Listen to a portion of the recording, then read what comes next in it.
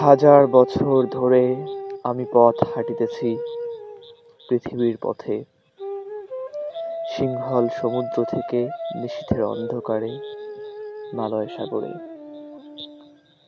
অনেক ঘুরেছি আমি, বিম্বিসার অশোকের ধূসর জগতে, সেখানে ছিলাম আমি।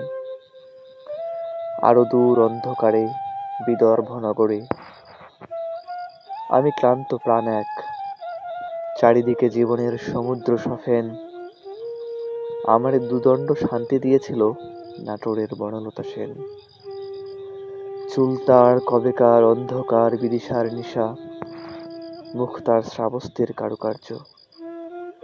অতি দূর সমুদ্রের পর হাল ভেঙে যে নাবিক হারায়েছে দিশা, সবুজ ঘাসের দেশ যখন সে চোখে দেখে দারুচিনি দ্বীপের ভিতর, তেমনি দেখেছি তারে অন্ধকারে। বলেছে সে, এতদিন কোথায় ছিলেন? পাখির নীড়ের মতো চোখ তুলে নাটোরের বনলতা সেন। সমস্ত দিনের শেষে শিশিরের শব্দের মতন সন্ধ্যা আসে, দাঁড়া রৌদ্রের গন্ধ মুছে ফেলে চিল।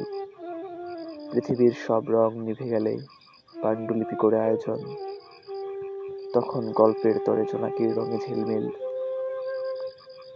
সব পাখি ঘরে আসে, সব নদী ফুরায় এ জীবনের সব লেনদেন। থাকে শুধু অন্ধকার, মুখোমুখি বসিবার বনলতা সেন।